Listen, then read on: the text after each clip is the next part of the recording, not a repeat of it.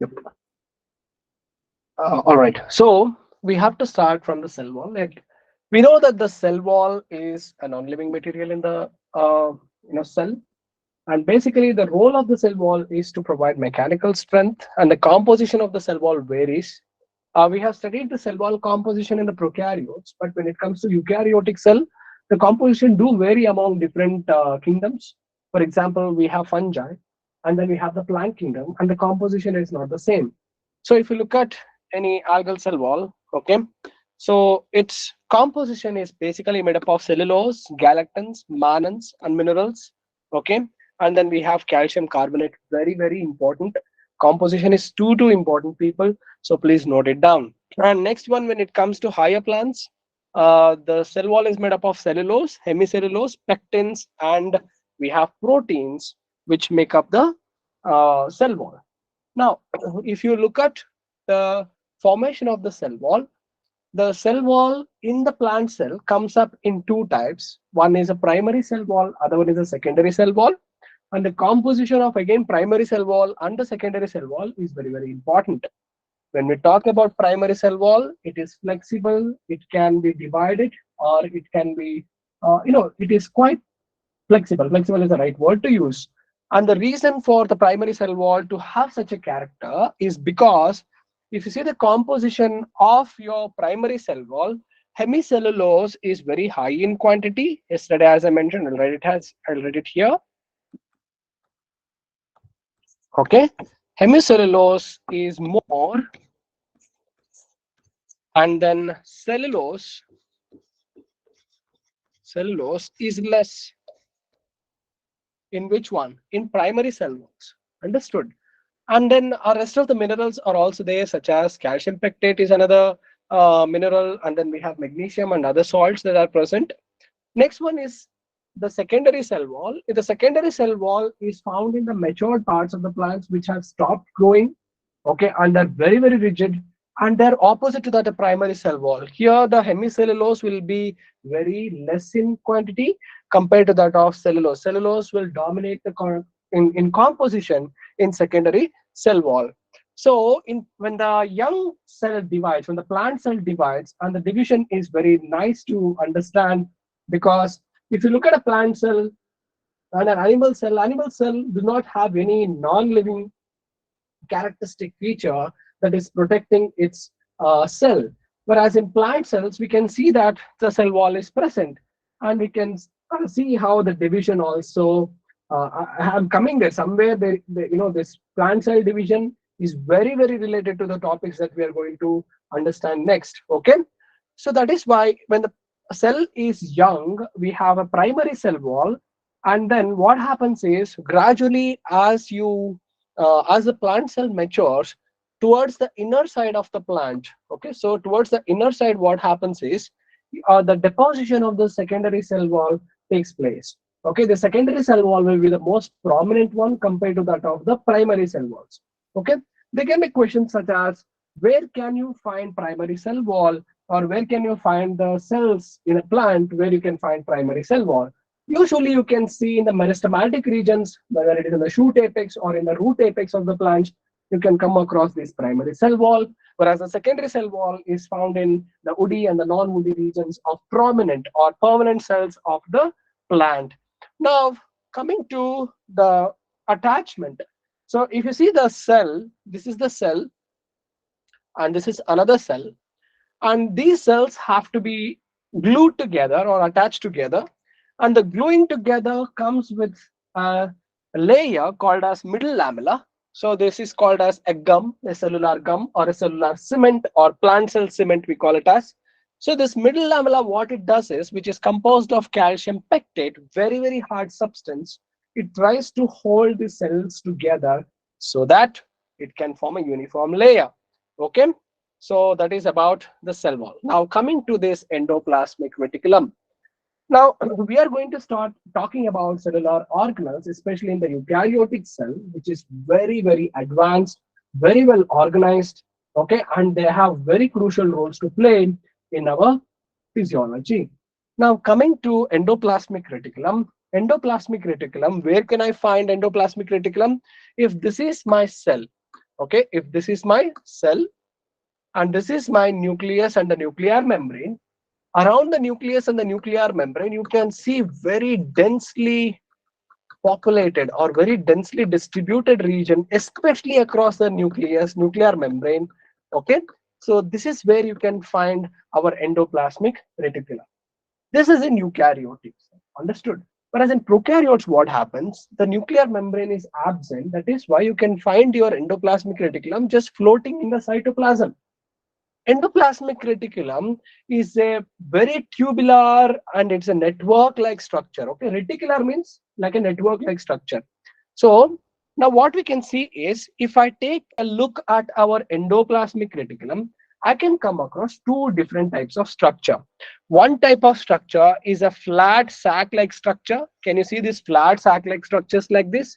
So these flat sac like structures, that these ones, okay, this is flat sac like structures, these are called as cisternae. These are called as what? Cisternae. Whereas if you see another region of the endoplasmic reticulum, you can come across a network of reticular tubes, you can call it as. Reticular or network is the same. Okay, they're branched, okay, in a way. So you can see here, so these structures are called as tubules.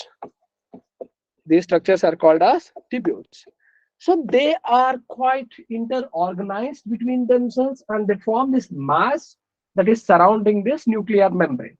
Now, the activity of the endoplasmic reticulum completely depends upon what type of endoplasmic reticulum it is. So if I look at our one region of an endoplasmic reticulum under the electron microscope, those regions appear soft. Okay, those regions appear soft. Whereas if you look at another region, it appears little bit of rough. It appears little rough. So whichever the regions that are appearing soft, they are called as smooth endoplasmic reticulum.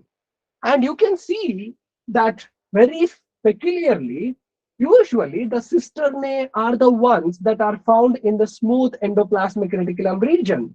Okay, so they participate in a specialized function. What do they do?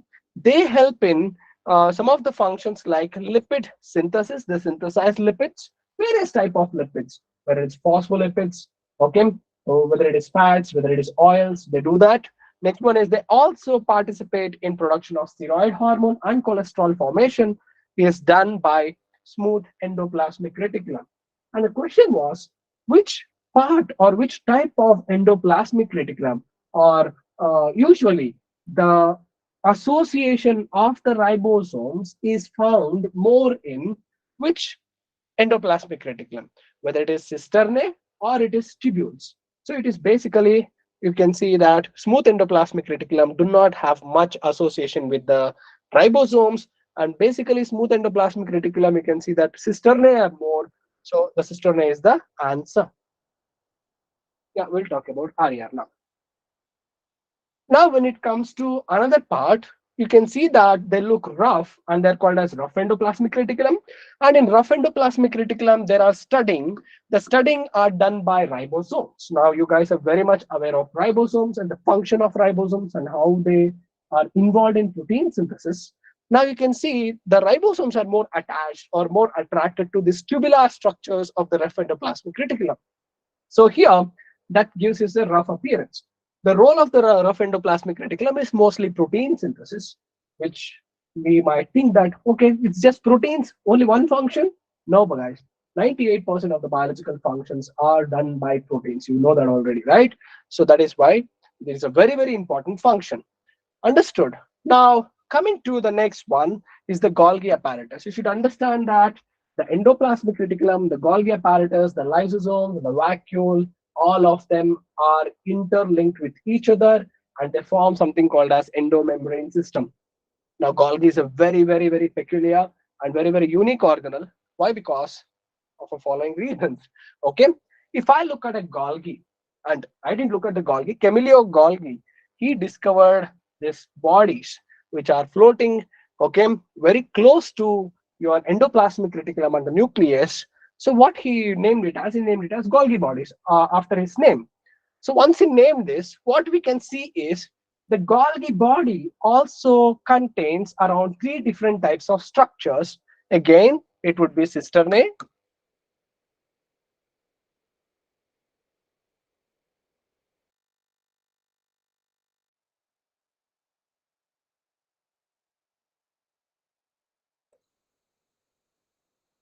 okay, VSI, okay, and vesicles. Three different types of structures you can come across in a Golgi body. And if you look at the first structure, which is the cisternae, which is a flat disc-like structure, we can call it as.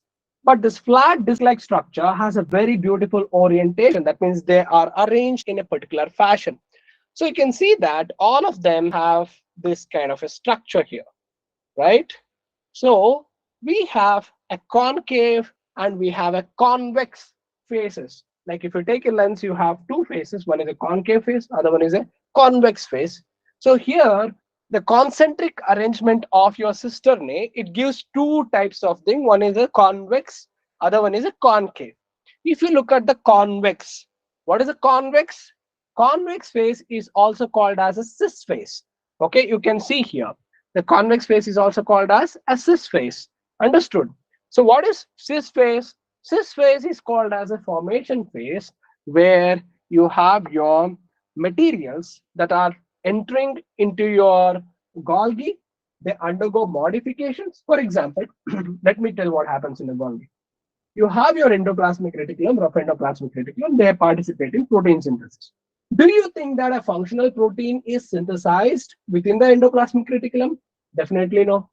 We know that once the polypeptide chain formation takes place during the translation, this polypeptide chain have to go several types of modifications.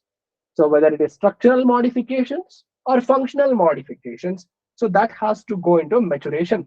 For that, the raw materials enter into this cis phase, and then the modification happens within the lumen of the cis, and then it exits out through a maturation phase called as a trans phase. So we understood that a cis phase is called as a convex phase, or it is also called as forming phase. Okay, whereas the concave phase or the maturation phase is called as a trans phase. So what happens in trans phase? You can see here in the trans phase, all the materials that are modified, such as proteins, or you can see that lipids which are packed, or you can see some of the enzymes or the hormones which are modified. So these things which are packed and very well destined, they are released in the form of bubbles or vesicles. So these vesicles come out through the trans phase as a matured product. So that is why we call the trans phase as the formation or as the maturation phase. Okay, cis phase is the formation phase, trans phase is the maturation phase. Understood? Okay. Now, what do we have when it comes to the functions of Golgi apparatus? So, if you look at the textbook, it's very, very less credit that is given to the Golgi apparatus.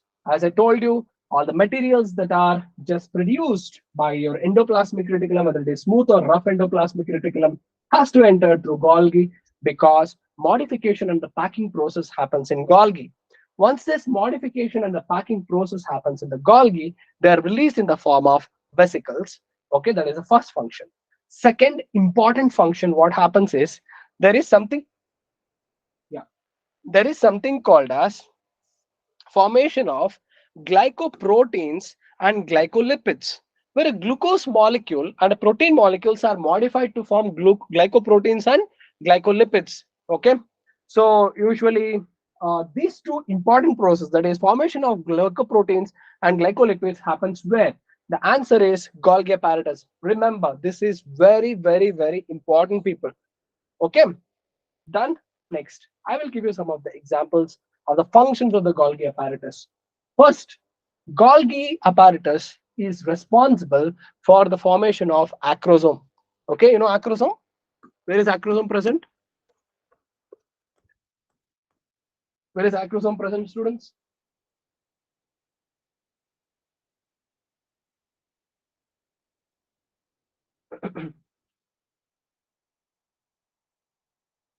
What is acrosome?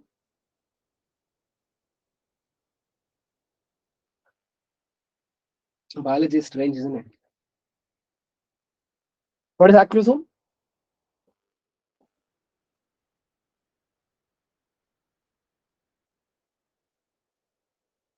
Mm, can I wait on it? Okay. I'll explain you what is acrosome, but I will mention the function. Okay. It helps in the, yeah. Do we have cap-like structure? That is absolutely right. So cap-like structure that is found on the head of the sperm, correct?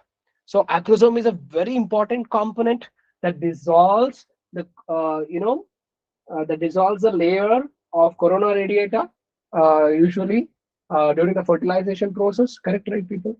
So acrosome is very important. Who helps in the formation of acrosome and the constituents of acrosomes? Especially the contents of the acrosomes, which contain hydrolytic enzymes, are produced by Golgi apparatus. Done. Second one, the lysosomes. So when the lysosomes, we know that lysosomes are suicide bands of the cell. When the lysosomes are formed, the lysosomes are not just born as bombs, but instead what happens is the lysosomic enzymes are, which are called as the proenzymes, you can tell. Proenzymes are the one which are inactive enzymes. They are produced within the Golgi apparatus, and the Golgi apparatus is responsible for the production of the lysosome. What lysosome does the Golgi apparatus produces? It produces something called as primary lysosome. Okay, primary lysosome is produced by Golgi apparatus. Is it clear? Okay, next one.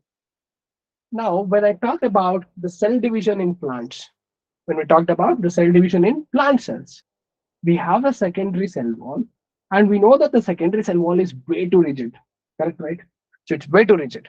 So that is why, if you have a plant cell, the plant cell forms a middle lamella, a groove that divides the cytoplasm of the two cells by secretion of cell wall vesicles. Vesicle like structures appear in the middle of the cell. These vesicalized like structures, which appear in the middle of the cell, that helps in the division or the cytokinesis of the plant cell, is given by who? Golgi apparatus. Okay. Golgi apparatus also helps in plant cell division. Can I give you one more example? This question was asked. Listen to this. Have you seen a tadpole? Yeah, a tadpole. Know what's a tadpole? Just give me a thumbs up, okay? You may not answer. You know tadpole or not? Yes, no?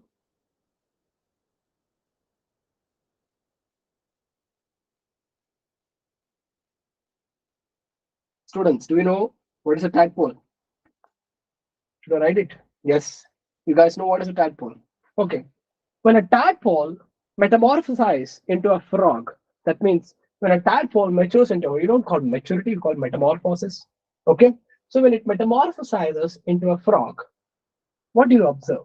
You observe that the tail of the tadpole slowly reduces or it disappears. Correct? It disappears. What is happening here?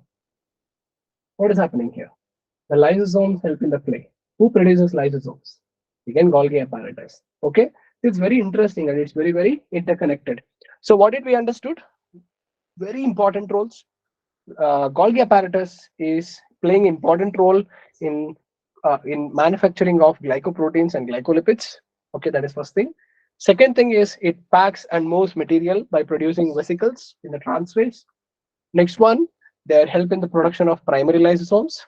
They help in the manufacture of acrosomes or the contents of acrosomes.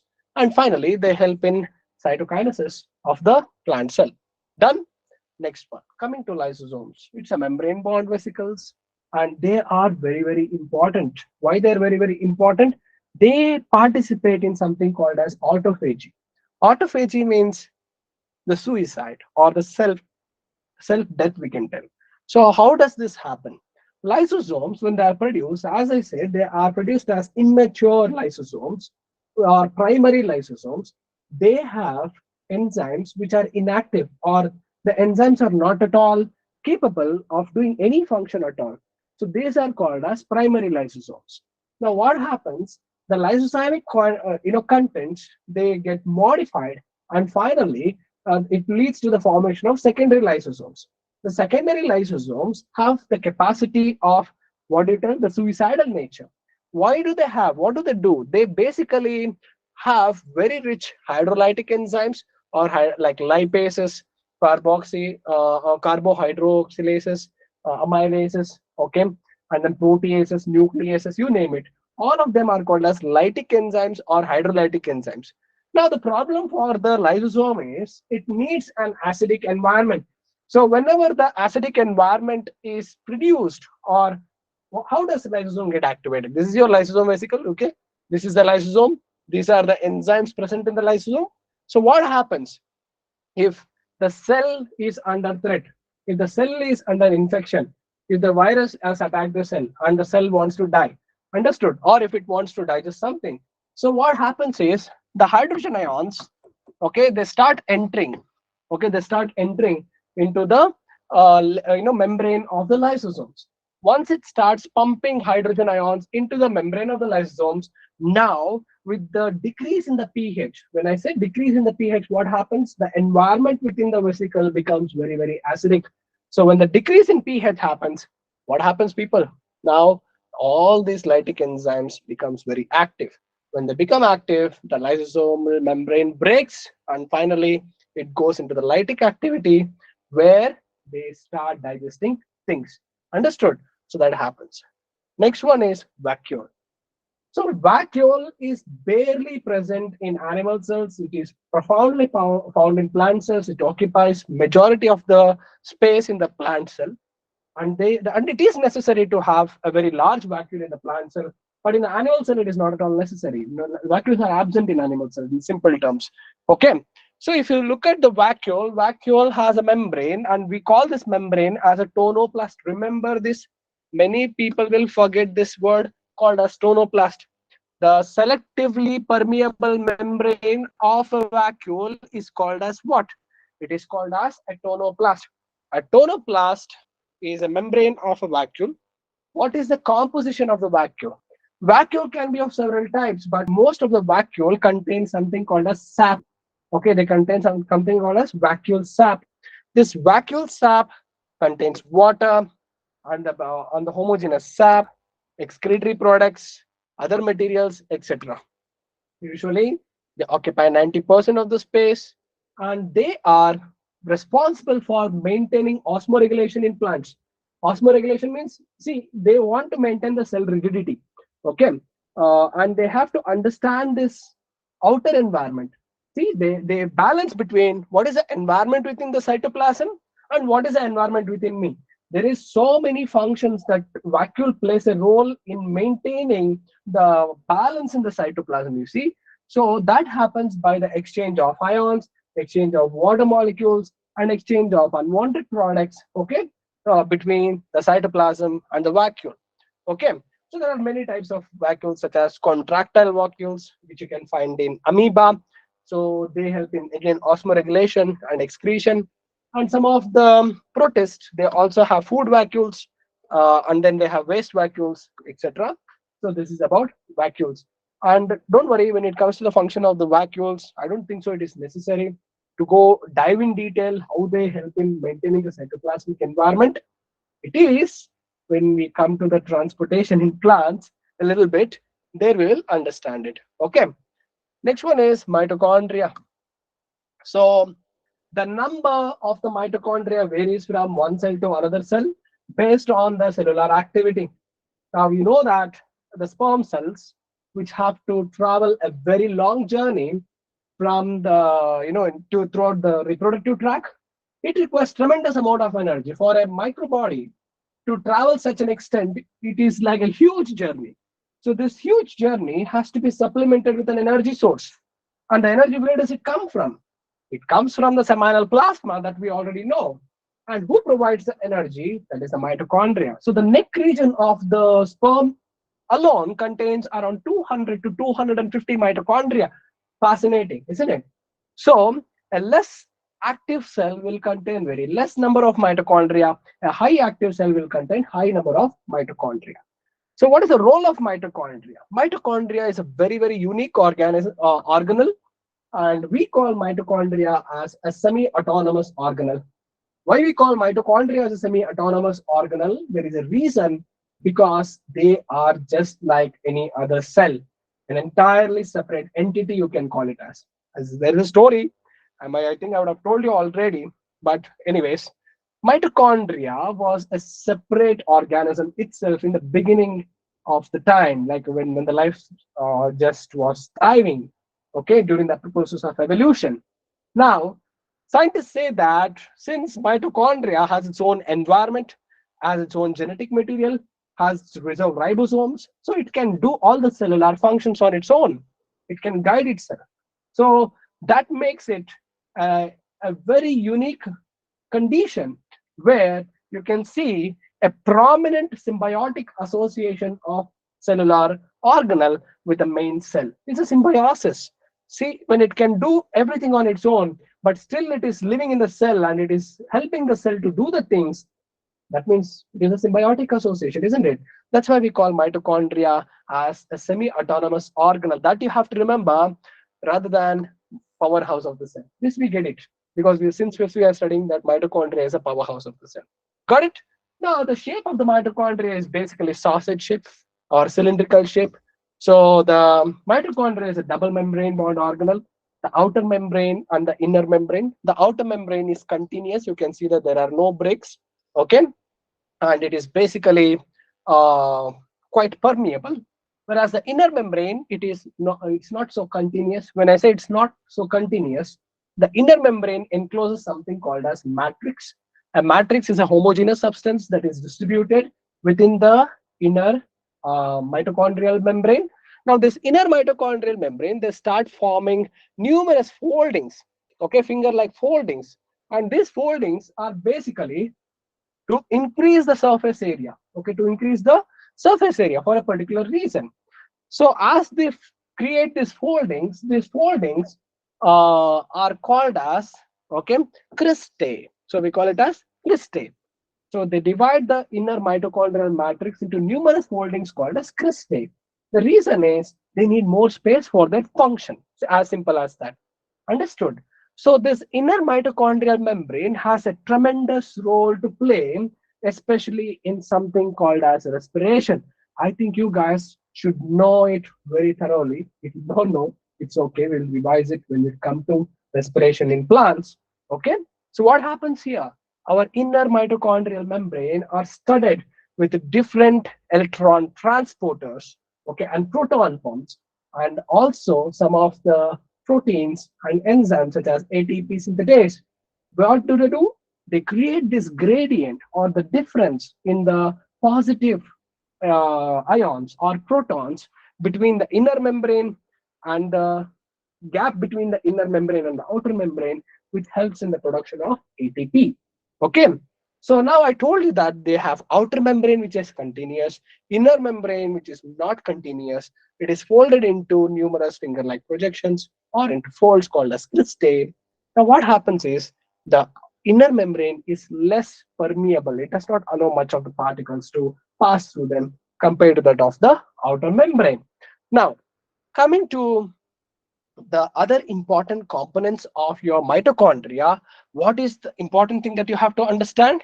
Listen, it contains a single circular DNA molecule. Very important. It contains a single circular DNA molecule. First thing, when there is DNA, there is RNA. When there is RNA, there is ribosomes. Now, can you see this? It's given that the ribosome present in the mitochondria is 70S. I'll give you one more. The ribosome present in the mitochondria of a mammalian cell is 55S. Remember this. 55S kind of ribosome is present in mammalian mitochondria. Clear, people? And then there are other proteins and enzymes that are also present, okay, within the mitochondria. During the cell division, mitochondria do not disappear. During the cell division, it does not depend on the cell to divide. It divides on its own. Okay, it divides on its own pace. So that is why we call mitochondria as semi-autonomous organelle. Is it clear, people?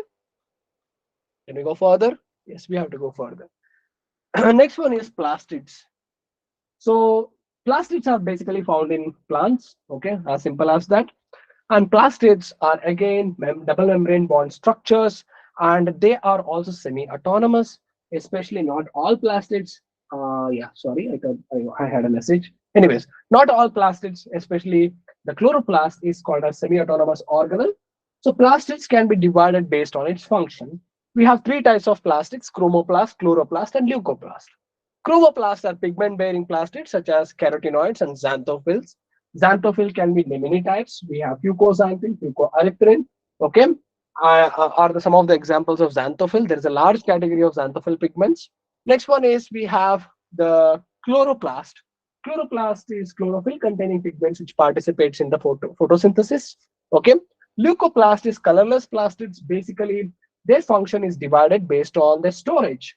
So this is very important. So we have somebody answered very nicely the other day when we are solving the MCQ questions, which I appreciated. You guys remember? So we can divide it into three categories based on the type of storage it does. Which one? The plastid, leucoplast.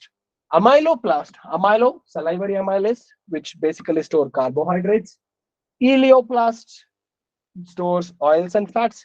Aleuroplast will store proteins. Okay, so these are the functions of leucoplast, and we have chromoplast. Let's go for the chloroplast, a very important plastic. Again, as I told you, the chloroplast itself is semi-autonomous like your mitochondria. Very brilliant to understand. Why? Because again, it has its own DNA, it has its own RNA, it has its own ribosomes, it has its own proteins and enzymes. It can self-regulate, it will self-divide, it does not depend on the cell. Okay. Now the number of chloroplasts also vary from one cell to another cell. And basically, they are mostly found in the mesophyll cells of the plant, which are very, very highly engaged in the process of photosynthesis. Now, coming to the structure of the chloroplast structure can be numerous structure. You can have cup shape, ribbon shape, oval shape, spherical shape, okay, etc., etc., etc. Many other different shapes are found. Now, as I told you, if you see as unicellular organisms like Chlamydomonas, they have very only one chloroplast, okay. And then if you see in the higher plants, the number of chloroplasts can vary. Now, coming to the structure of the chloroplast has two membranes, the outer membrane and the inner membrane. The outer membrane is continuous and quite permeable, whereas the inner membrane is less permeable. The inner membrane encloses an uniform homogeneous matrix, which we call it as stroma. Okay. The stroma is a very important site for many of the enzymatic reactions, or we can call it as biosynthesis reactions. Okay. That happens in stroma. So stroma is very uniform, like this room and the air that is present in the room. Okay. Within this stroma, what we can find is we can find these coin-like structures which are piled. So this piling, each coin-like structure is called as a thylakoid. Very important structure. So these thylakoids, they enclose something called as quantosomes. Okay. So these quantosomes are specialized sites where they are filled with, okay, pigments of chlorophyll.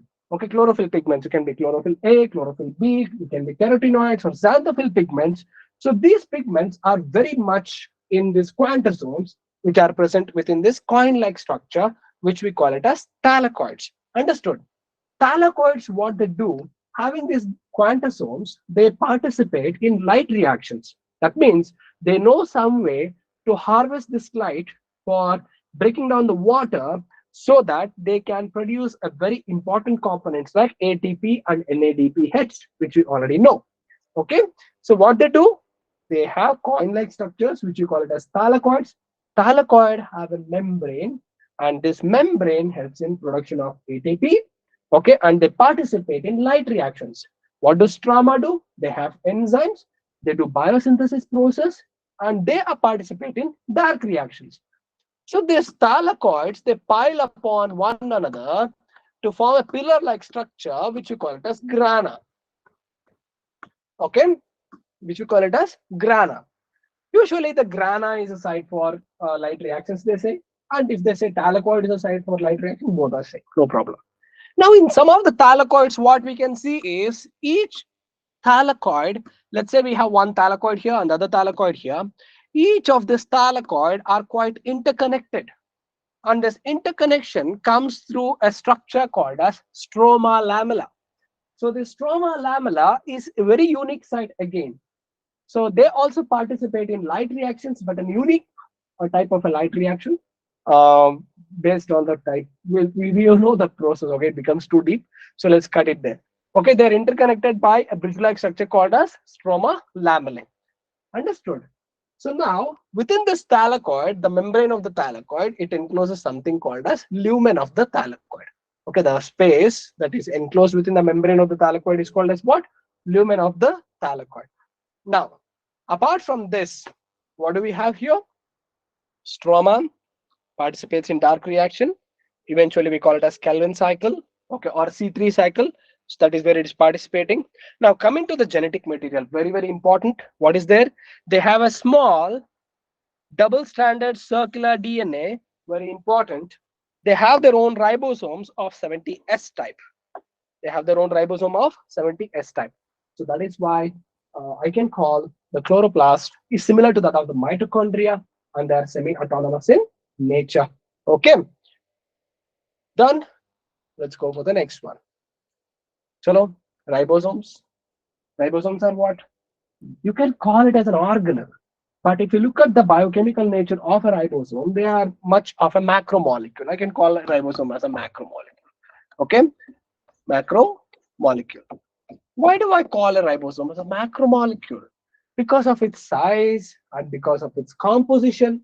A ribosome is a combination of two important biomolecules, I can tell. One is RNA and proteins.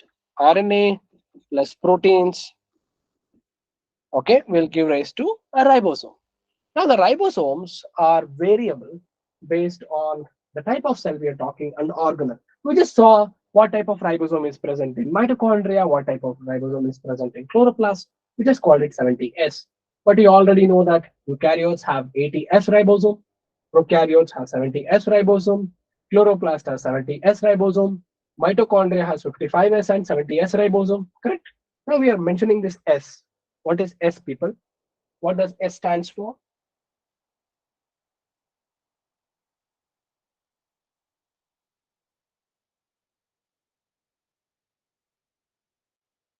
What does S stands for?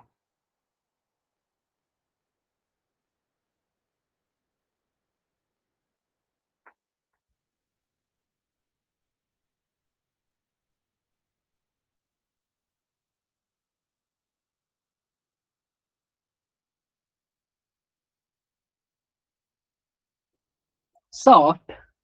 No, it's all right.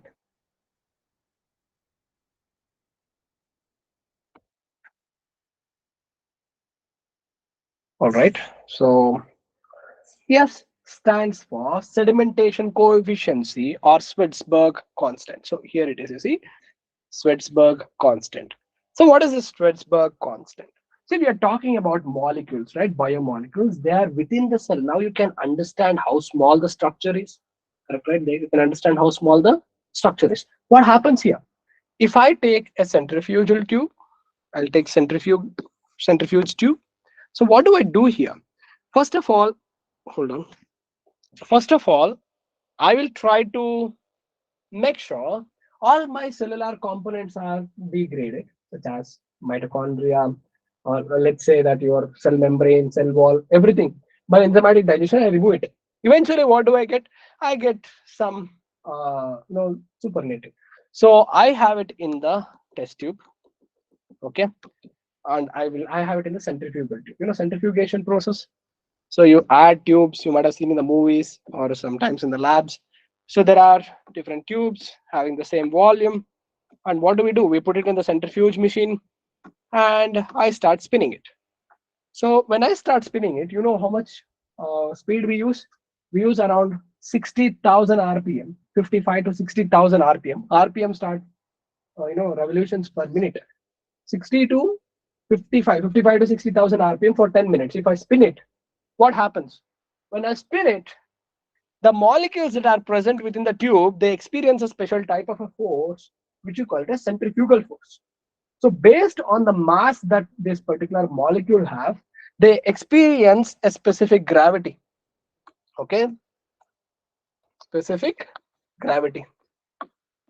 So the specific gravity is based on the density of this molecule. So if I have a ribosome, which I can divide it into two parts, one larger part and one smaller part, The larger part will experience a specific gravity, and the smaller part will experience a different specific gravity. Now, what happens is they settle at a different rate. So, for example, larger particles will settle at a fastly and at a certain height, and then smaller particles will settle slowly at a certain height.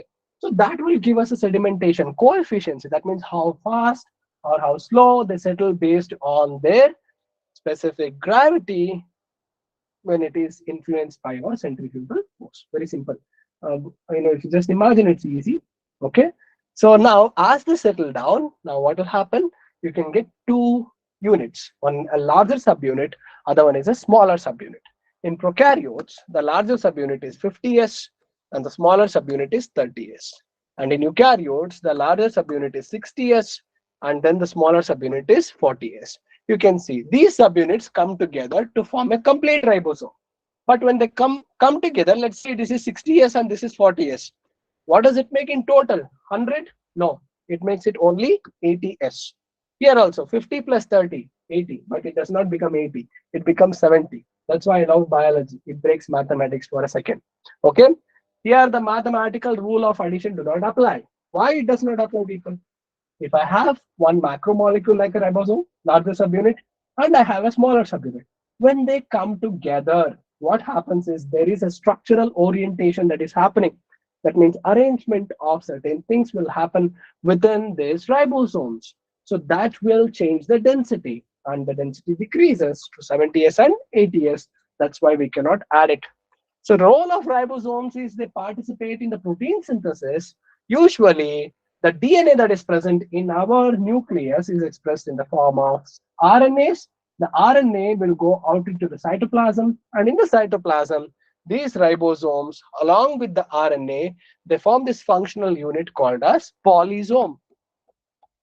What is polysome? Most probably you'll confuse. Polysome is ribosome plus RNA.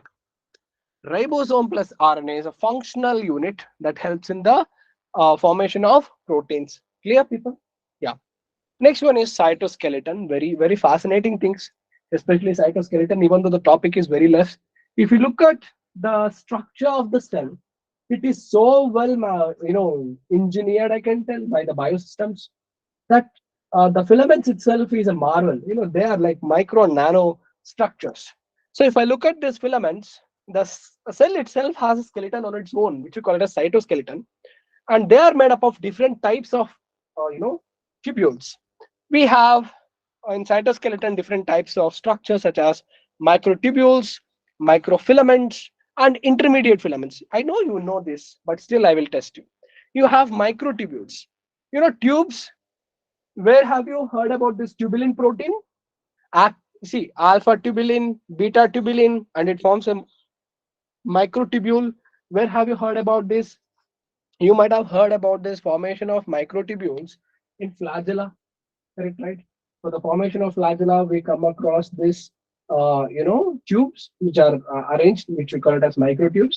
Correct, right? So that is where you can find this, and they are distributed randomly across this, across the cell structure. They give rigidity. Okay, they give rigidity. Now coming to microfilaments, your muscle fibers are the best example. The skeletal muscles, they perform the action of contraction and relaxation. So this contraction and relaxation, how do they do it? Through two filaments, actin filaments and myosin filaments. Have you heard? So actin filaments is an example for the microfilaments which help in muscle contraction. Next one, we have intermediate filaments. Intermediate filaments are quite unique structure. They look like three small filaments intertwined together.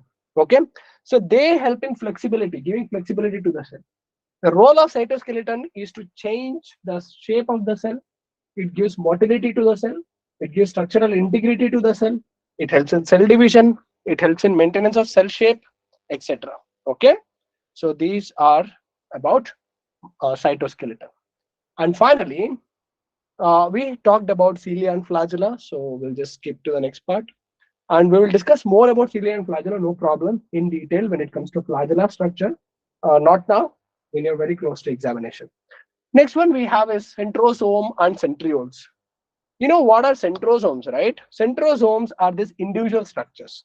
So they are perpendicular structures. Two centrosomes, they come together to form a complete centrioles come together to form complete centrosomes. They are exceptional structures. You can see that each of the centrosome, centriole, it is made up of three tubules, microtubules. Just now we declared, alpha tubulin, beta tubulin, this one. Okay, so these tubules, they are arranged in triplets, and they are all in a circular fashion, and they are attached together by a radial spoke to a central portion called as hub. Okay, so this hub, what is the role of these things? So using these microtubules, they secrete this tubulin protein that help in the formation of spindle. So they help in formation of spindle fibers. Okay, so you can see here the arrangement of the centrioles is in the form of 9 plus 0 arrangement. Why 9 plus 0? There are 9 of the triplets arranged in circular fashion, and they're attached to the center. In the center, we have hub. We don't have a separate microtubule. Remember that. Okay. What is the arrangement of a centrosome or a centriole? You can tell it is 9 plus 0 arrangement. Understood? So now you can see here, what do they participate in? They basically participate in spindle fiber formation during the cell division, and they provide spindle apparatus which help in movement of your chromosomes. Where can you find your centrosomes? Remember this: animal cells. Centrosomes are not found in plant cells, people. Okay, so that is a very important aspect of this. Next one, we have the nucleus. Do we have time? Yeah, I think 5 more minutes. Sorry. Yeah, 5 more minutes. Nucleus, basically, you should remember this. It was described by Robert Brown. Okay, and it was called as chromatin by Fleming. Okay, so when you look at the cell during the interphase, you can see nucleus which contains chromatin. So nucleus is again double membrane bond. On this double membrane bond, you have outer membrane and you have inner membrane. Between outer and inner membrane, you have a space which you call it as perinuclear space. So this perinuclear space, see, this is outer membrane, this is the inner membrane, this is called as perinuclear space, and they are studded by these pores which you call it as nuclear pore, which is very helpful in the transportation of proteins and RNA. Okay, within this inner membrane, you have an uniform matrix called as a nuclear matrix. Okay, so here you have a very important region, nuclear matrix or nucleoplasm, you can call it as, people. Okay, within the nucleoplasm, you can see that there is nucleolus region, and this nucleoplasm, basically, they contain nucleolus and chromatin region. Simple. Now, when it comes to nucleoplasm, what happens? Oh, okay, let's say about nucleolus. Nucleolus is very continuous with nucleoplasm. It does not have any membrane bond structure, whereas nucleolus is where the ribosome and the RNA synthesis will happen. Okay, it is all called as ribosome factory. Okay, so I think we will discuss this one more time, and also the chromosome. I don't want to rush it, so it will take 3 minutes to finish the microbodies and the rest of the structures. Let's do that. Okay, let's not rush. I don't like to rush. All right. So did you guys understand today's topic? Tomorrow we have I think biomolecules, and then comes cell division. Yes, no, guys.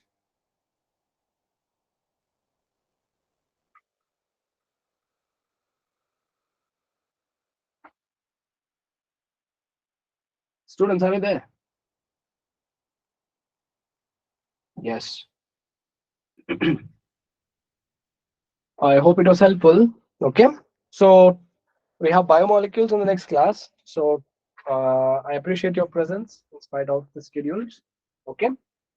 And I appreciate it if you come to the class.